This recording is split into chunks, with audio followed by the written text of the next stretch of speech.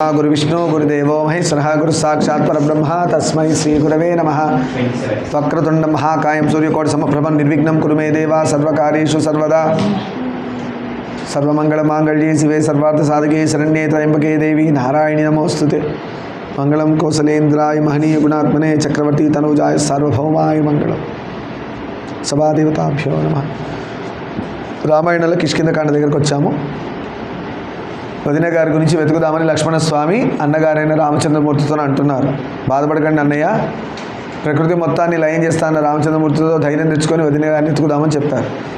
ఋష్యముఖ పర్వతం నుంచి రామలక్ష్మణులు చూశాడు సుగ్రీవుడు. సుగ్రీవుడు ఋష్యముఖ పర్వతంపై ఉన్నాడు. అక్కడి నుంచి రామలక్ష్మణులు చూశాడు.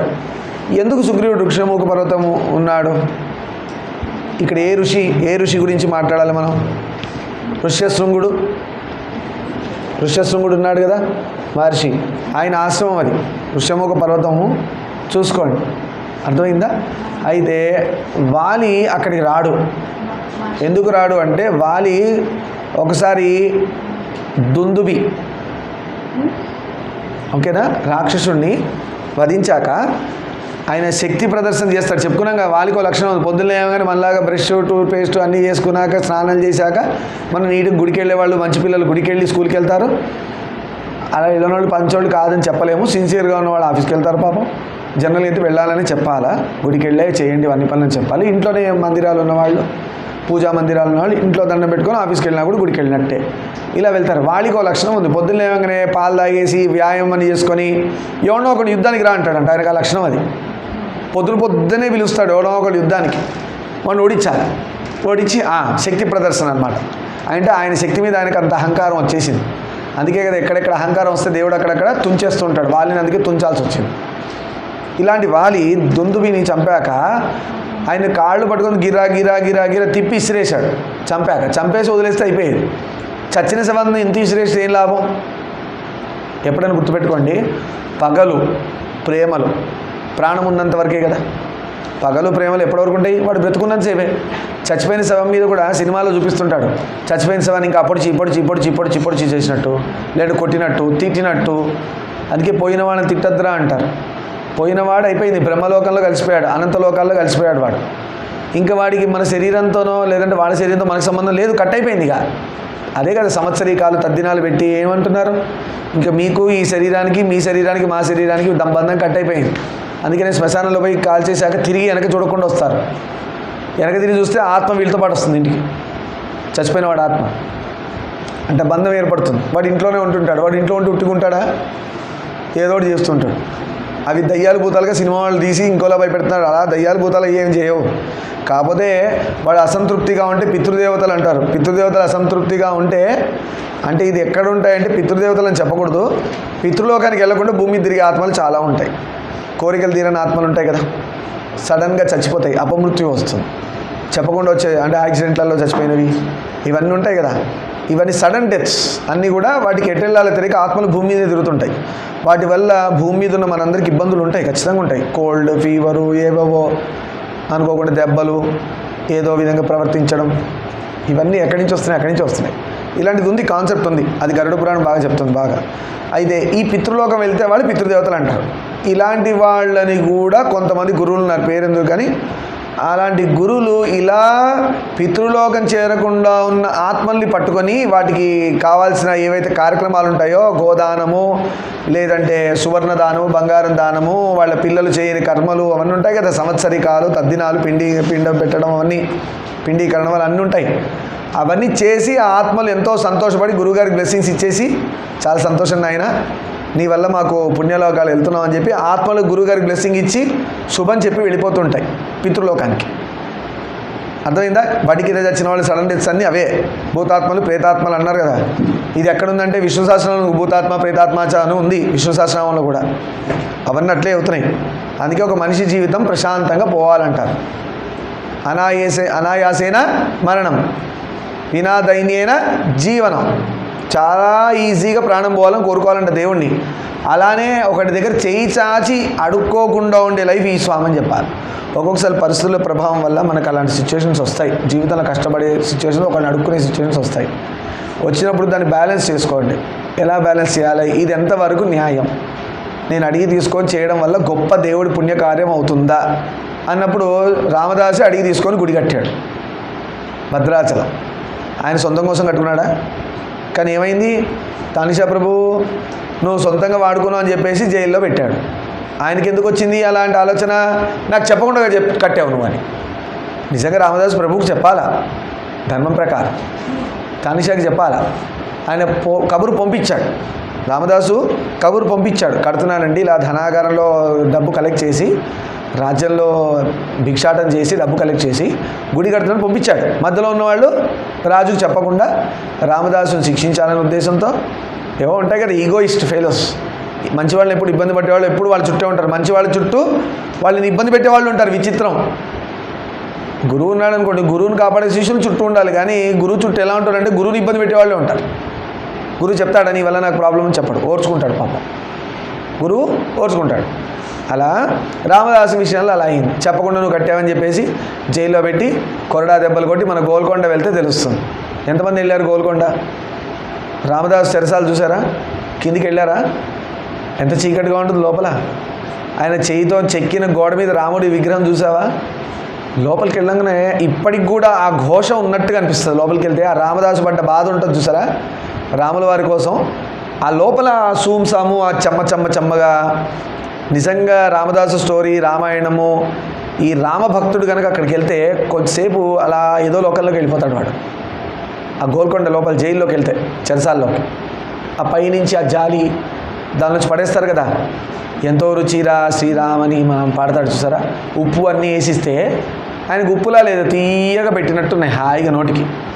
అంటే ఎందుకు అలా అంటే రాముల వారు చేసేసారు, దాన్ని మార్చేశారు. మీకు డౌట్ రావచ్చు, ఈ నోర్చుకున్నాడా రాముల వారు మార్చారా అంటే రాముల వారు మార్చారని చెప్పాలి. ఈ నోర్చుకున్నాడని చెప్పద్దు, రాముల వారు కాపాడారని చెప్పాలి. ఎందుకంటే భక్తుల పట్ల భగవంతుడు ఎప్పుడు బిడ్డలు ఇబ్బంది పడితే చూడలేడు. ఒక దూడ దగ్గరికి వెళ్ళండి, తల్లి ఆవు వచ్చి కుమ్మేస్తుంది. తల్లి ఆవు, నేను రీసెంట్గా ఒక చోట విష్ణు సహస్రనామము అలానే రామాయణం చదివే చోటుకి వెళ్ళి కూర్చుంటే ఆవుకి బిడ్డ పుట్టింది. అదే రోజు పొద్దున్న దశమి రోజు బిడ్డ పుట్టింది. అది దగ్గర పెడితే నాకి దాని ఒంటి మీద ఉన్న బ్లడ్ అంతా నాకేసింది ఆవు. దానికి నాలికే కదా శుద్ధి చేయడానికి, మళ్ళాగా చేతులు రెండు ఇవ్వలే. అందుకే నాకు కరెక్ట్గా ఉన్నాయి, మనం అడ్డదిడ్డంగా ఉన్నాం. అది నోటితో నాకేసి దాని ప్రేగు కూడా ఏలాడుతుంటే దాన్ని కూడా నాకి ఆఖరికి అది ఎండిపోయి రాలిపోయే వరకు నాకేస్తూనే ఉంటుంది అది బిడ్డని. ఎందుకు అలా చేస్తుంది ఆవు? రక్తం కదా అంటే దాని ప్రాసెస్ వేరు. ఆవు దగ్గర ఏం తిన్నా కూడా బయటకు వచ్చేది ప్యూర్ ఫామ్, మనం ఏం తిన్నా బయటకు వచ్చేది నాన్ సెన్స్ ఫామ్. మన బుద్ధి అలాంటిది కాబట్టి మనకు అలాంటి బయటికే నాన్ సెన్స్ వస్తుంది. ఆవు పేడ సత్యనారాయణ వ్రతంలో ఆవు పేడతో అలికి వేయమన్నారు. మన దరిద్రం మనకే పడదు, మనం ముక్కు మూసుకొని చస్తాం లోపల. అర్థమైందా? మళ్ళీ అందరికంటే గొప్పవాడు మనిషి. మరి మనిషికి సంబంధించిన ఏ వస్తువులు ఎవరికి పనికిరావు. అంటే దానాలు చేసేవాళ్ళ గురించి చెప్పట్లేదు నేను. కన్ను దానం చేసేవాళ్ళు, ముక్కు దానం చేసేవాళ్ళు, చెవులు దానాలు చేసేవాళ్ళు, గుండెకాయ, కిడ్నీలు, ఇవాళ దానం చేసేవాళ్ళందరూ మహాత్ములు, పుణ్యాత్ములు. అసలు యాక్చువల్గా ఏంటంటే గొప్ప గొప్ప వాళ్ళు ఏం చెప్పారంటే నువ్వు శరీరంతో ఎలా వచ్చావో నీ శరీరం అలా దేవుడికి అప్పగించాలి అని చెప్పారు. నువ్వు 2 కళ్ళు, అవునా, 2 చెవులు, ముక్కు, 2 కాళ్ళు, 2 చేతులు, ఇట్లే వచ్చావుగా. ఈ మధ్యలో దానం అనే పేరు మీద ఏం చేస్తారంటే అవయవ దానం చేశారు, నేత్ర దానం చేశారు, కిడ్నీలు దానం చేశారు, గుండెకాయ దానం చేశారు, ఇలా దానాలు చేస్తున్నారు. అవునా, గొప్ప పనే. కానీ మన గరుడ పురాణం ప్రకారం చూస్తే అది కంప్లీట్గా ఇవ్వలేదు దేవుడికి శరీరం. నువ్వు ఎలా ఇచ్చావో అలా ఇవ్వలేదు అని అంటారు. అంటే దానం చేయొద్దా అన్నారనుకోండి, ఎవరికి వాడికి వదిలేయడం మంచిది. దీని మీద డిస్కషన్ పెట్టకుండా ఎవరి వాళ్ళకి వదిలేయడం మంచిది. నేనైతే నిర్మోహమాటంగా ఎలా దేవుడు నాకు ఇచ్చాడో అలా ఇచ్చేస్తాను. నేను నా విషయం అది. ఎందుకంటే పురాణం నమ్ముకొని పోయేవాడిని నేను. అంతేగాని ఎవరో గొప్పవాళ్ళు ఏదో కాన్సెప్ట్ తీసుకొచ్చారని ఆ కాన్సెప్ట్లో నేను తలదూర్చాలని అయితే నేను అనుకోను. ఓకే, నిజంగా అవసరం పడ్డదనుకోండి ఇచ్చినా ఇస్తాను. అవసరం పడి ఒక గొప్ప పుణ్యాత్ముడు రామాయణం చదువుకోవడానికి కళ్ళు లేవు, కావాలంటే నా కళ్ళు ఇచ్చేస్తా ఖచ్చితంగా. అలాంటి వాటి చోట మనం ఏమైనా ఒక ముందుకు వెళ్ళొచ్చు, రాముడు సంతోషిస్తాడు. ఎందుకు? రామాయణం కోసం అడిగాడరా, ధర్మం కోసం అడిగాడరా, వాడి కోసం ఎంత పనైనా చెయ్యొచ్చు, ఎంతగానో తెగించవచ్చు. అప్పటి వాళ్ళైతే ప్రాణాలే ఇచ్చేశారు. మనకు ఫ్రీడమ్ ఇవ్వడం కోసం వాళ్ళు ప్రాణం ఇచ్చారా లేదా? మరి అట్లాంటప్పుడు మనం అంత కష్టపడి మన యొక్క పూర్వీకులు, అంటే దొంగ పేర్లు రాసుకున్న వాళ్ళ గురించి మాట్లాడట్లే నేను, నిజంగా కష్టపడ్డ వాళ్ళు పూర్వీకులు, సుభాష్ చంద్రబోస్, అలా గొప్ప గొప్ప వాళ్ళు ఎవరైతే ఉన్నారో, సర్దార్ పటేల్, భగత్ సింగ్, ఇలా కష్టపడ్డ వాళ్ళందరూ ఉన్నారు కదా, వాజ్పేయి, అటల్ బిహారీ వాజ్పేయి, ఇలా ఎవరైతే గొప్ప గొప్ప వాళ్ళు ఉన్నారో వీళ్ళు వాళ్ళ ప్రాణాలు అర్పించే కదా మనకి ఇచ్చారు ఫ్రీడమ్. వాళ్ళ ప్రాణాలు తెగించారు. భగత్ సింగ్ వీళ్ళందరూ, అల్లూరి సీతారామరాజు కలిసి ఇక్కడ కాల్చన్నాడు, ఇంకా చూపించాడు, ఇక్కడ ఉంది గుండెకాయ, ఇక్కడ కాల్చన్నాడు. ఎంత గట్స్ ఉండాలి, ఎంత గట్స్ ఉండాలి. ఎదురుగా గన్ పెట్టుకొని వాడు కాలుస్తా అంటే ఇక్కడ కాల్చండి, ఇక్కడ ఉందన్నాడు. అది వాళ్ళ గ్రేట్నెస్. అలానే మనం మొన్న కూడా చెప్పుకున్నాం, మన సుభాష్ చంద్రబోస్ అండర్లో ఒక లేడీ వింగ్ ఆఫీసర్ ఉండేవి, ఆయన కింద గూఢచారిణి లేడీ. ఇది కొంచెం మొరటుగా ఉంటుంది కానీ వినాలి, తెలుసుకోవాలి. మనకి ఎంత కష్టపడి వాళ్ళు మనకి ఇచ్చారు, మనం అలాంటి భారత భూమిని మన చేతిలో పెడితే మనం దాన్ని ఎంత దరిద్రంగా వాడుతున్నాం, ఎలా ఉండకూడదో అలా ఉన్నాం. నిర్మోహమాటంగా మనలాంటి వాళ్ళని తీసుకెళ్ళి ఆవిడ ప్లేస్లో పెట్టాలి. ఈ కథ విన్నాక మీకే తెలుస్తుంది. ఏం జరిగిందంటే, ఆవిడేమో సుభాష్ చంద్రబోస్ కింద వర్క్ చేసేది, వాళ్ళ ఆయనేమో బ్రిటిషర్స్ కింద వర్క్ చేసేవాడు, హస్బెండ్. ఒకసారి ఈమె ఆబ్వియస్లీ యాక్సెస్ ఉంటుంది కదా, హస్బెండ్కి వైఫ్ యాక్సెస్ ఉంటుందా? ఉంటుంది. ఈమె ఎక్కడ పోతుందో హస్బెండ్ తెలీదా? తెలుస్తుంది. అయితే సుభాష్ చంద్రబోస్ చంపే ప్రయత్నం హస్బెండ్ చేశాడు. ఎవరు? ఈ లేడీ ఇన్ఛార్జ్ ఉన్నారు కదా సుభాష్ చంద్రబోస్ కింద, ఆవిడ యొక్క హస్బెండ్ బ్రిటిష్ కింద పనిచేస్తున్నాడు కదా, బ్రిటిషర్కి సుభాష్ చంద్రబోస్ పడ్డాడు. ఎందుకంటే ఆయన జపాన్ని తీసుకొచ్చి ఫ్రీడమ్ తెద్దాం అనుకున్నాడు. జపాన్ వైపు నుంచి వచ్చి ఇండియాకి ఫ్రీడమ్ తెద్దామన్నారు, బ్రిటిషర్స్ ఎలా కొడదాం అనుకున్నాడు ఆయన. రెండు కాన్సెప్ట్స్ బయలుదేరాయి వరల్డ్ వార్ టైంలో. గాంధీజీ వీళ్ళందరూ ఏంటంటే బ్రిటిష్ని వెల్కమ్ అని చెప్పేసి వీళ్ళని నిలకూడదాం అక్కడ. ఈయనేమనుకున్నాడు, వీళ్ళు తొందరగా వస్తే పోర్రని ఆయన చాలా సంవత్సరాలు ఇక్కడే తిష్టేస్తారు. నిజంగా అదేగా జరిగింది, అవునా? అందుకే జపాన్ వాళ్ళని తీసుకొచ్చి వెళ్ళకూడదామని ఆయన ప్లాన్ చేసుకున్నాడు. సరే, ఏదేమైనా కూడా మనలోనే ఇది రెండు టీంలు తయారైనాయి. ఒక హస్బెండ్ వైఫ్ మధ్యలో రెండు, భారతదేశం ఇద్దరి మధ్యలో ఇలా చూడండి ఎలా ఉందో. ఈవిడేమో సుభాష్ చంద్రబోస్ పట్టుకొని, హస్బెండ్ ఏమో బ్రిటిషర్స్ పట్టుకొని పోతున్నాడు. ఈయన ఈ వైఫ్ యాక్సెస్ వల్ల సుభాష్ చంద్రబోస్ యాక్సెస్ దొరికింది, షూట్ చేశాడు. లక్కీగా సుభాష్ చంద్రబోస్ తప్పించుకున్నారు, చావలే. ఎంబడి ఈవిడ కోపం వచ్చింది, రాత్రికి రాత్రి హస్బెండ్ని చంపేసింది. దేశభక్తి కోసం చూడండి ఎలా చేస్తున్నారు, హస్బెండ్ని చంపేసింది. ఇప్పుడు ఇది వాళ్ళకి తెలియదా? అవతల బ్రిటిషర్స్ తెలిసింది, పట్టుకున్నారు, ఆవిడ బంధించారు. ఎక్కడున్నాడు సుభాష్ చంద్రబోస్? చూపి చెప్పు, ఎక్కడున్నాడు, డీటెయిల్స్ చెప్పానన్నాడు. ఇక్కడ గుండెలో ఉన్నారన్నాడు. ఆవిడ ఇక్కడ గుండెలో సుభాష్ చంద్రబోస్ ఉన్నాడన్నాడు. ఆవిడ లెఫ్ట్ సైడ్ బ్రెస్ట్ని పట్టకారు పెట్టి లాగి కోసేసి వాళ్ళు ఆమెను హింసించి లోపల చూపిమన్నాడు సుభాష్. అలా చంపేశారు ఆవిడ బ్రిటిషర్స్. ఎవరైతే మనం వెల్కమ్ చెప్పి వాళ్ళు ఇస్తారో, ఇక్కడ కొడితే ఇక్కడ కొట్టించుకో, ఇక్కడైతే ఇక్కడ అని, నేనైతే గుండె మీద కొట్టేవాడిని. అర్థమైందా? అలా కొట్టించుకొని ఇట్లా తయారయ్యాం మనం.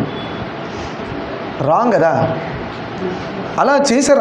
అంత కష్టపడ్డది. ఇది ఎందుకు చెప్తున్నానంటే, ఒక లేడీ చూడండి భారతదేశం కోసం ఇప్పుడు కూడా ఆర్ఎస్ఎస్ ఏం చేస్తుంది? ఆర్ఎస్ఎస్ దీనిలో ఒక్కడు ఉన్నాడు ఆర్ఎస్ఎస్లో. ఎవరైనా వెళ్ళొచ్చారా ఆర్ఎస్ఎస్ దీనిలో? ఎవరైనా జాయిన్ అయ్యి వచ్చారా?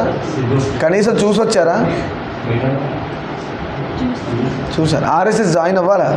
అమ్మాయిలు అబ్బాయిలు కదా, ఆర్ఎస్ఎస్ అందరూ జాయిన్ అవ్వాలా.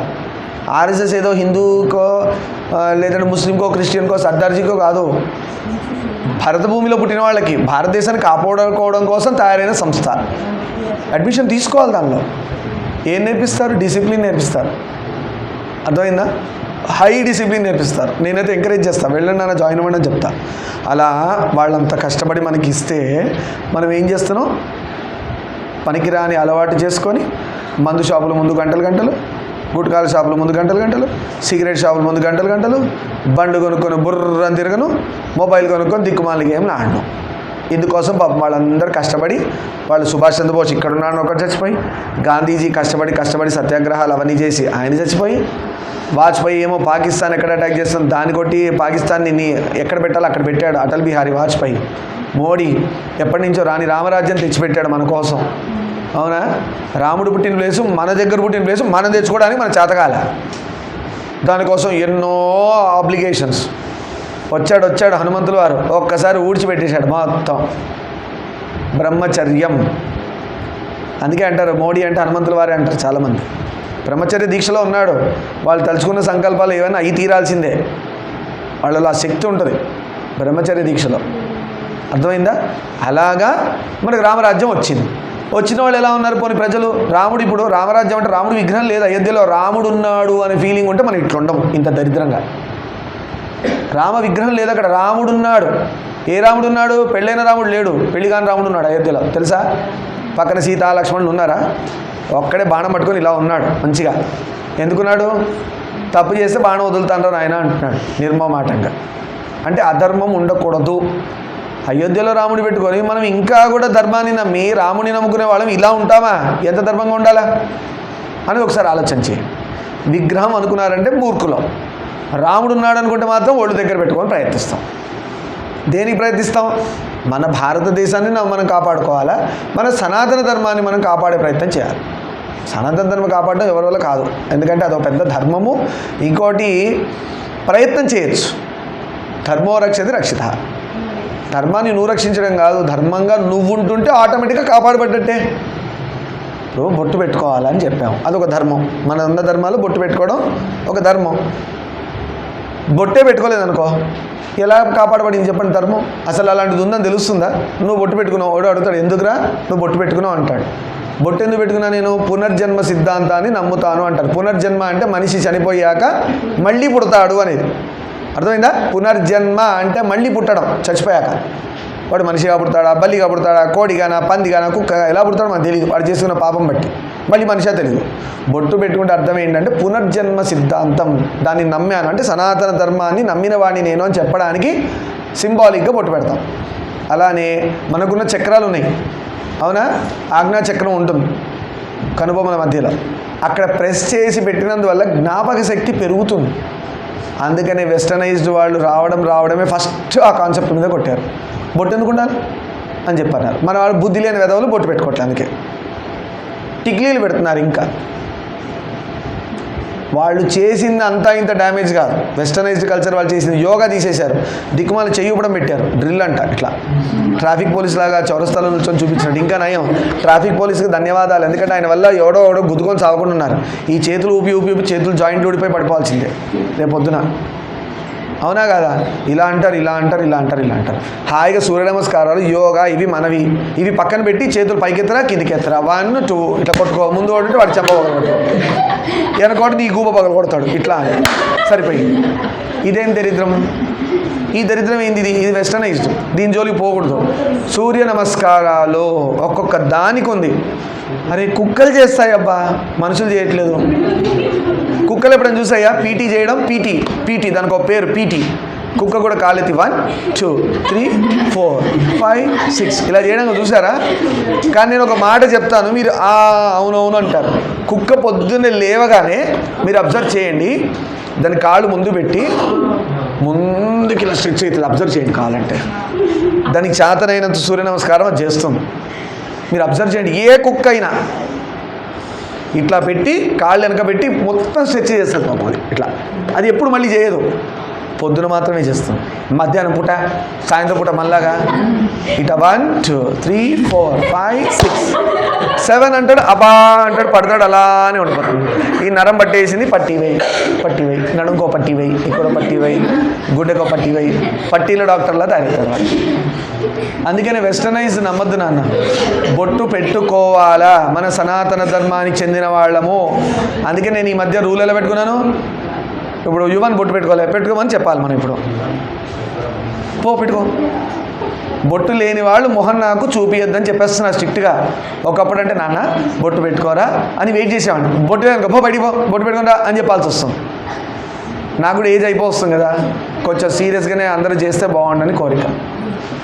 పెళ్ళైన వాళ్ళకి అక్కడ పెడతారు నాన్న, మా పెళ్ళైన వాళ్ళకి అక్కడ పెడతారు. ఇక్కడ పెట్టు నాన్న, ఇక్కడ పెడితే వేరేది అవుతుంది. సరే జై శ్రీరామ్. సరే, ఎక్కడి నుంచి మాట్లాడాం మనం? ఇది మన ధర్మం గురించి మనం కష్టపడాలా, నిలబెట్టాల్సిన బాధ్యత. ధర్మో రక్షతి రక్షిత అంటే మన పెద్ద పోయి ధర్మాన్ని రక్షించేది ఏం లేదు. నువ్వు ధర్మం పాటిస్తే ఆటోమేటిక్గా ధర్మం రక్షించబడుతుంది. నేను అనేది అది. ధర్మం మీరు ఫాలో అవ్వండి ఫస్ట్, ఆటోమేటిక్గా అది కాపాడబడుతుంది. కాపాడటం అంటే ఏంటి? అనుష్ఠించడం. ధర్మాన్ని నువ్వు చేస్తూ పోతేనే అది నిలబడుతుంది, ఇంకోళ్ళకి తెలుస్తుంది. అలా నలుగురు చేస్తారు, ధర్మం నిలబడుతుంది. నువ్వే చేయవు, ధర్మో రక్షతి రక్షిత, ధర్మాన్ని నేను కాపాడితే అది నన్ను కాపాడుతుంది. ఎందుకు ఈ ట్యాగ్ లైను చెప్పుకోవడానికి? ఎందుకు ఫ్యాషన్ క్యా? ధర్మో రక్షతి అంటే రక్షిత అంటే నువ్వు గనక ధర్మాన్ని అనుష్ఠించడం స్టార్ట్ చేస్తే అది నిన్ను కాపాడుతుంది. ఎలా కాపాడుతుంది? ఇందానే చెప్పాం కదా, సూర్య నమస్కారాల వల్ల హెల్త్ బాగుంటుంది, బొట్టు పెట్టుకోవడం వల్ల బుద్ధి బలం బాగా ప్రచోదనం అవుతుంది. అందుకనే వరల్డ్ మొత్తంలో only Indians are the intelligents. అర్థమైందా? Intelligent people are Indians, major portion అని చెప్పాలి. మళ్ళీ ఇలా అన్నాం అనుకో, ఎవడో మనోడే ఉంటాడు ఒకడు వెధవ, మన ఇండియాలో పుట్టిన ఒక వెధవ ఉంటాడు, వాడు ఏమంటాడు, అమెరికాలో లేరా, ఇంగ్లాండ్లో లేరా అంటే వాడు పూర్వజన్మ సుకృతంలో ఇండియాలో ఉండి పొరపాటున అక్కడ పుట్టాడేమో ఏదో పాపం చేసుకొని, అందువల్ల వాడు బుద్ధి ప్రచోదనం అవ్వచ్చు. 100లో బియ్యంలో ఒక రాయి ఉంటుంది కదా, ఉండకుండా ఉంటుందా? అలా ఎక్కడైనా మహానుభావులు ఉండొచ్చు, చెప్పలేము, గొప్ప గొప్ప వాళ్ళు ఎక్కడైనా పుట్టచ్చు. మేజర్ పోర్షన్ ఇండియాలో, ఎందుకంటే ఇది పుణ్యభూమి, బుద్ధి బలం ఎక్కువ. అందుకనే కదా ఏమంటున్నాం, ఓం గురుదేవాయ విద్మహే పరబ్రహ్మాయ ధీమహి తన్నో గురు ప్రచోదయాత్. ప్రచోదయాత్ ఇంగ్లాండ్ వాళ్ళని చెప్పమను ప్రచోదయాత్, అమెరికా వాళ్ళని చెప్పమను, వాళ్ళకి ఏమైనా మంత్రం ఉందా? వాళ్ళకి ఏం లేదు. ప్లస్ మైనస్ డివిజన్ మల్టిప్లికేషన్ వాళ్ళకి ఇవే వచ్చు, ఇంకేం రావు. ప్రచోదయాత్ అంటే మా యొక్క గురుశక్తి, ఇప్పుడు గురువు యొక్క గాయత్రి, అది ఇందా చెప్పింది గురు గాయత్రి అంటారు. ఈ గురు గాయత్రి చెప్పగానే గురువు గారిని మనం ఇన్విటేషన్ ఇస్తున్నాం. స్వామి అంటే నేను ఇక్కడి నుంచి మీకు ప్రార్థన చేస్తున్నా, మిమ్మల్ని శరణాగతి కోరుతున్నా, మీ యొక్క శక్తి నా బుద్ధి యందు ప్రచోదనం అవ్వాలి. అంటే గురువు కనెక్ట్ అవుతాడు బుద్ధికి, అప్పటి వరకు ఎక్కని ఆన్సర్ బుద్ధికి ఎక్కుతుంది. అందుకు చెప్పాను ఇది గురువు గారిది ఫస్ట్. ఓం తత్పురుషాయ విద్మహే వక్రతుండాయ ధీమహి తన్నో దంతి ప్రచోదయాత్. తన్నో ఇక్కడ దీర్ఘం లేదు, తన్నో అంటున్నారు, రాంగ్. తన్నో దంతి ప్రచోదయాత్. ఎవరిది? వినాయకుడు. వినాయకుడికి ఇస్తే ఏమవుతుంది? బుద్ధి ప్రచోదనం గురువు చేశారు. మరి వినాయకుడు ఎందుకు చెప్పారు? విఘ్నాలు రాకుండా చూస్తాడు. ఇప్పుడు ఇంకేముంది? విన్నే సక్సెసే. మనకి 2 కావాలా, బుద్ధి బలం కావాలా, అబ్స్టెకల్స్ ఉండకూడదు. ఇంకేముంది? నువ్వు ఖచ్చితంగా గెలుస్తావు కదా, టాటాయిస్ ర్యాబిట్ లాగా.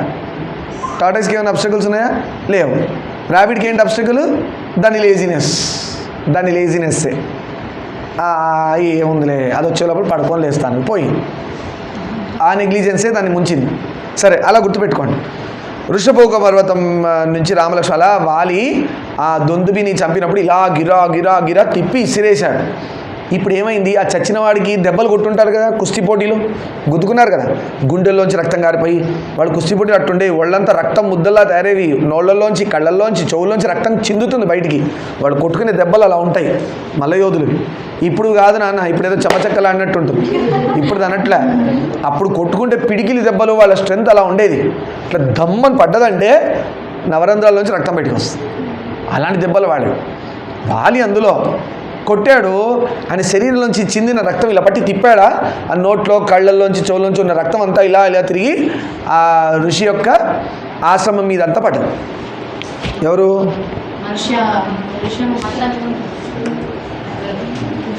మతంగముని ఆశ్రమం మీద. అది నెక్స్ట్ వచ్చినప్పుడు చెప్పుకుందాం. ఇందాక ఋష్యశృంగుడు అని చెప్పాను, మతంగముని కరెక్ట్. మతంగముని ఆశ్రమం మీద పడింది. కొంచెం నాకు కూడా ఏంటంటే మెమరీ ఇష్యూస్ వస్తున్నాయి, ఏజ్ ఇటు వస్తుంది కదా, కొంచెం అమ్మవారి అనుష్ఠానం బాగా చేసుకుంటే ఈసారి ఇంకొంచెం పర్ఫెక్షన్గా వస్తుంది. సరే, అలా మతంగముని ఆశ్రమం మీద చింది మొత్తం పడింది. ఆయన ఏమన్నాడు? ఎమ్మడే శాపం పెట్టాడు. ఎవడరా ఈ పని చేసింది, నా ఆశ్రమం అంతా అపవిత్రం చేశాడు, వాడు ఈ ఋష్యమూక పర్వతం మీద కాలు పెట్టంగానే చస్తాడని పెట్టాడు. అంత గొప్ప వాలి, ఆయనతో ఎదురుగా ఎవరు యుద్ధం చేసినా కూడా అవతల శక్తి వీళ్ళలోకి వచ్చేసి, అవునా, చంపేయగలడు. అలాంటి వాలి ఒక ఋషి ఆ ప్లేస్లో కాలు పెడితే చచ్చిపోతాడు. ఇప్పుడు చూడండి, శక్తివంతుడు ఎవరు? వాలి శక్తివంతుడా, ఋషి శక్తివంతుడా? అంటే ఇప్పుడు ఎక్కడుంది శక్తి? ముక్కు మూసుకొని ఎవరి జోలికి వెళ్లకుండా చెట్ల కింద కూర్చొని తపస్సు చేసే మహాత్ముల దగ్గర ఉంది శక్తి. మరి ఎట్లా వస్తుంది? రామచంద్రమూర్తికి ఎట్లా వచ్చింది? విశ్వామిత్రుడి నుంచి వచ్చింది. రాముడు నిజంగా శక్తివంతుడు కాదు, మనిషిగా వచ్చాడు. మనం చెప్పుకున్నాం కదా, అందరు ధారపోసారు అని చెప్పారు. ఏమైంది మరి? అలా రాముల వారు విష్ణావతారంగా చూస్తేనే శక్తిమంతుడు, కానీ నన్ను వచ్చింది మనిషి రూపంలో అన్నారు. మీరు విష్ణు అంటే నేను కాదు, నేను మనిషిని అంటాడు ఆయన. మీరు అలాంటివన్నీ చెప్పకండి, నాకు నేను మనిషినే అంటాడు. మానవ రూపంలో వచ్చాను నేను, నాకు అలా గొప్ప గొప్ప పేర్లు ఇవ్వకండి అంటాడు.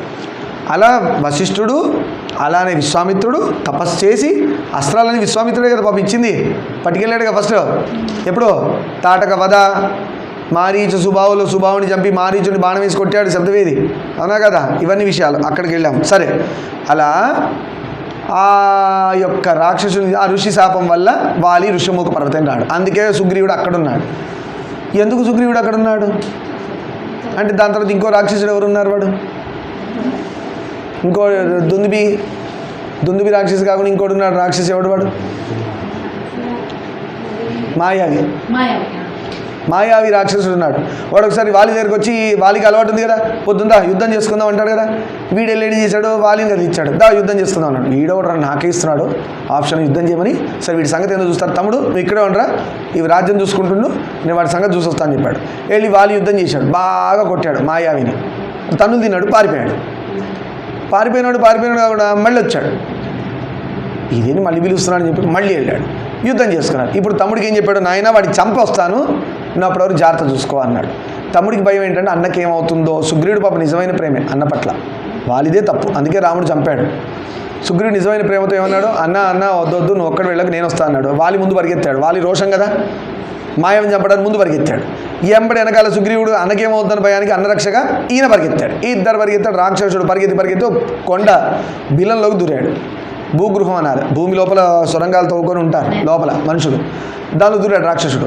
లోపల అరుపులు వినబడుతున్నాయి, శబ్దాలు వినబడుతున్నాయి, కొట్టుకునేవి లోపల. కొద్ది రోజులు కొట్టుకున్నారు. తర్వాత సుగ్రీవుడు బయట ఈయన అన్నయ్య చూశాడు. నాయన నువ్వు లోపల రాకు, నువ్వు ఇక్కడే ఉండు అని చెప్పాడు వాలి సుగ్రీవుడికి. నువ్వు లోపల రాకు, నువ్వు ఇక్కడే ఉండు, వారం 10 రోజుల వరకు చూడు నువ్వు ఇక్కడ, ఒక టైం చెప్పాడు, అంతవరకు చూడు. దాని తర్వాత నేను రాలేదనుకో నువ్వు వెనక్కి తిరిగి వెళ్ళిపో. ఏదైనా వాలి అని వస్తాడు, లేదంటే వాడు చావనని వస్తాడు, రెండింటిలో ఏదో ఒకటి అవుతుంది, అర్థమైందా అని చెప్పి సుగ్రీవుడికి నువ్వు ఇక్కడే ఉండని చెప్పి లోపలికి వెళ్ళిపోయాడు. యుద్ధం జరిగింది. ఒక స్టేజ్కి వచ్చేసరికి సౌండ్ రావట్లే. గుహలోంచి నెత్తురు బుడగలుగా బుడుకు సౌండ్తో నెత్తురు బయటకు వస్తుంది గుహలోంచి. అంత రక్తం పారింది. అంటే నెత్తురులో కొట్టుకున్నారు లోపల, మట్టి ముద్దల్లో, అదే రక్తం ముద్దల్లో కొట్టుకున్నారు. వాలి కొట్టిన దెబ్బలు ఎలా ఉన్నాయి చూడండి. బుడకు అని నురుగులు కక్కుతూ రక్తం వచ్చింది గుహలోంచి. సుగ్రీవుడు జనరల్గా వాలితో పోలిస్తే సుగ్రీవుడు కొంచెం పిరికివాడు. హనుమంతుల వారు కూడా అదే చెప్తారు. నువ్వేం రాజువయ్యా, హనుమంతుల వారు మంత్రి సుగ్రీవుడికి, నువ్వేం రాజువయ్యా, ఇంత పిరికివాడివి కిష్కిందకి రాజు అయితే కిష్కిందకి అవమానం అన్నట్టు చెప్తాడు హనుమంతుల వారు. అంటే ధైర్యంగా ఉండని చెప్పడానికి. అంతే కదా, హనుమంతుల వారు ఎక్కడుంటే అక్కడ ధైర్యం ఉండకుండా పిరికితనం ఉంటుందా? తన రాజుకే తను చెప్పుకున్నాడు, ఇలా ఇంత పిరికివాడు రాజు ఏంటి అన్నట్టుగా చెప్పాడు. అప్పుడు ఆయన కొంచెం రోషం వచ్చింది. అంటే హనుమంతుల వారు సుగ్రీవుడిని నిలబెట్టారు పిరికితనంగా పడిపోకుండా. అదే కదా ఆంజనేయ స్వామి లక్షణం. ఆయన ఎక్కడున్నా కూడా ధైర్యమే మనకు అందరికీ. అలా మొత్తానికి అయ్యింది. ఈ లోపల సుగ్రీవుడికి ఏమైందంటే మైండ్, అదే అందుకే అంటారు భయంగా ఉండద్దు. భయంగా ఉంటే, పిరికితనంగా ఉంటే మన మైండ్లో ఎప్పుడు నెగిటివ్ ఆలోచనలు వస్తాయి. సుగ్రీవుడు అన్నకంటే కొంచెం పిరికివాడు. సుగ్రీవుడు ఆ వాలి అంత శక్తిమంతుడు కాదు. భయం వచ్చింది. ఏం భయం వచ్చింది తెలుసా? అన్నయ్య బయటకు వస్తే బాగుండు, పొరపాటున అన్నయ్యని చంపి వాడు బయటకు వస్తే వాడు నన్ను ఖచ్చితంగా చంపుతాడు, కిష్కిందకి మొత్తానికి డేంజర్ వాడి వల్ల అని చెప్పి ఏం చేశాడు, ఈ పిరికితనంతో ఒక పెద్ద కొండ రాయిని తీసుకొచ్చాడు. సుగ్రీవుడు వీక్ కాదు, బలవంతుడే. ఓ పెద్ద కొండరాయిని దొలిచి ఆ భూగృహానికి అడ్డు పెట్టేసి రిటర్న్ వచ్చాడు కిష్కిందకి. వచ్చేసాడు, హాయిగా సింహాసనం మీద కూర్చున్నాడు. చెప్పాడు, అంటే హాయిగా కూర్చోలేదు పాపం. వచ్చాడు, ఆ రాజ్యంలో ఉన్న వాళ్ళందరూ అడిగారు, నాయన ఏమైంది అన్నయ్యడు అంటే, అన్న లోపలికి వెళ్ళాడు, రాలేదు, లోపల నుంచి రక్తం కక్కుకుంటూ నురుగొచ్చింది, నాకు భయం వేసింది, కొండకి రాయట్టు పెట్టాను, చచ్చిపోయాడని చెప్పలే, కొండకి రాయట్టు పెట్టి వచ్చేసాను, అది ఇది అన్నాడు. పక్కన ఉన్న వాళ్ళు ఉట్టికుంటారా?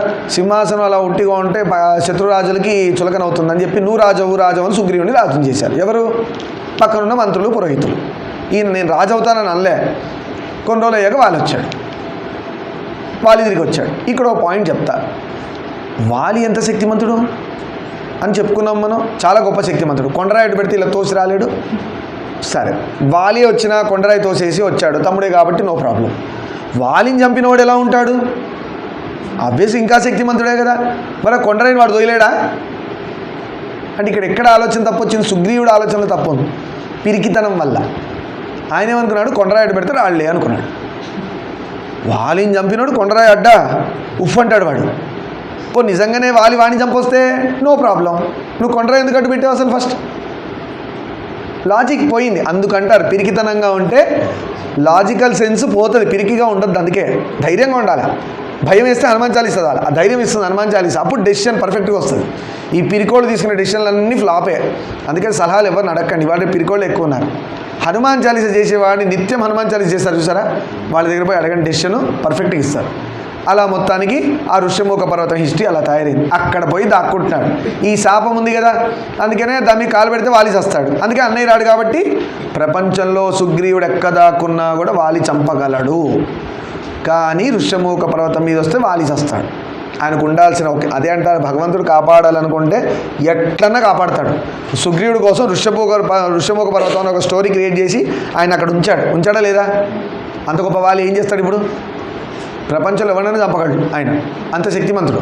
ఆయనకున్న అవలక్షణాల వల్ల పోయాడు, రాముడు చంపాల్సి వచ్చింది. ఇప్పుడు వాలి తిరిగి వచ్చాడు, నోరెళ్ళి పెట్టాడు. ఆయన రావడం ఏంటంటే మైండ్లో నెగిటివ్ ఆల్రెడీ అప్పటికి ప్రవేశించింది ఆయనకి.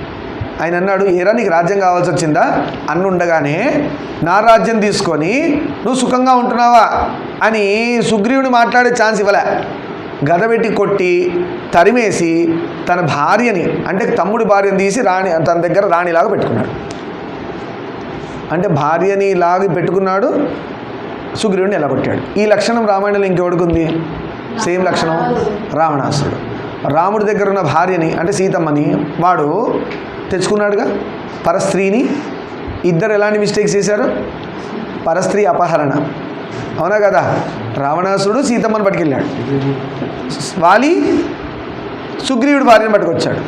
ఇద్దరు కూడా పరస్త్రీ అపహరణ విషయం వల్ల ఇద్దరిని రాముల వారు దండించారు. ఏ దండన వేశాడు? మరణ దండన.